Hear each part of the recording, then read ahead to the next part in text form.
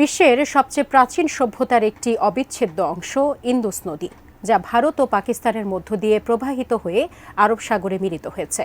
এই নদী শুধু ইতিহাসের সাক্ষী নয়, এর তীরে গড়ে উঠেছিল ইন্দুস সভ্যতা। ইন্দুস নদীকে ঘিরে রহস্য, ইতিহাস এবং অসংখ্য কাহিনী আজও বয়ে চলে। আর এখন এই নদীতে সন্ধান পাওয়া গেল সোনার।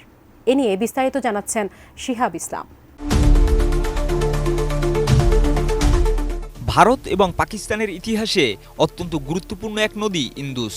প্রাচীন সিন্ধু সভ্যতার আধার হিসেবে পরিচিত এই নদী বর্তমানে সোনা বহন করার জন্য আলোচিত হচ্ছে। বিশেষজ্ঞদের মতে ইন্দুস নদী এখন সোনার বৃহৎ উৎস হিসেবে খ্যাতি লাভ করছে। পাকিস্তানের পাঞ্জাব প্রদেশের বিশেষ করে আত্তক জেলার কাছে এই নদীতে উল্লেখযোগ্য পরিমাণ সোনা এবং মূল্যবান খনিজ পাওয়া গেছে। বিশেষজ্ঞরা বলছেন, উত্তরের পর্বত এলাকা থেকে দ্রুতগামী পানি সোনা ও অন্যান্য মূল্যবান খনিজ বহন করে নিয়ে এসে ইন্দুস নদীর তলায় জমা হয়। পাকিস্তানি গণমাধ্যমের প্রতিবেদন অনুসারে শুধু পাঞ্জাব প্রদেশের নদী তীর থেকে প্রায় ৬০০ বিলিয়ন রুপি মূল্যের সোনা আহরণ সম্ভব। তবে বেআইনি খননের কারণে এই খনিজের বড় অংশ সরকারের হাতে পৌঁছায় না। এই পরিস্থিতি মোকাবেলায় পাঞ্জাব প্রদেশের হোম ডিপার্টমেন্ট নদী তীরবর্তী এলাকায় সোনা আহরণের ওপর নিষেধাজ্ঞা জারি করেছে এবং ধারা ১৪৪ প্রয়োগ করে খনন কার্যক্রম বন্ধ করার চেষ্টা করছে। জেনেক্সে শিফট করো, লাইফকে লিফট করো।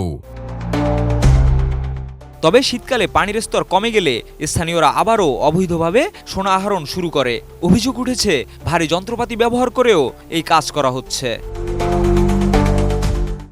গবেষণায় জানা গেছে, প্রায় ৬ থেকে ১০ মিলিয়ন বছর আগে হিমালয় গঠনের সময় দুটি টেকটনিক প্লেটের সংঘর্ষে সোনা সমৃদ্ধ পলল তৈরি হয়েছিল, যা ইন্দুস নদীর মাধ্যমে নিচে নেমে নদীর তীরবর্তী এলাকায় জমা হয়েছে।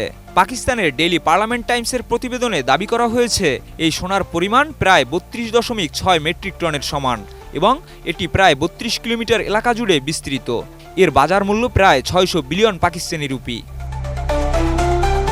পাঞ্জাব প্রদেশের খনন মন্ত্রী ইব্রাহিম হাসান মুরাদ বলেছেন, ইন্দুস নদীর এই সোনা পাকিস্তানের অর্থনৈতিক সংকট দূর করতে গুরুত্বপূর্ণ ভূমিকা রাখতে পারে।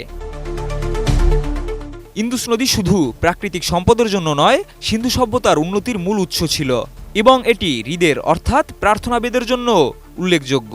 হিমালয় থেকে প্রবাহিত হয়ে ইন্দুস হাজার হাজার বছর ধরে সোনা বহন করে এসেছে।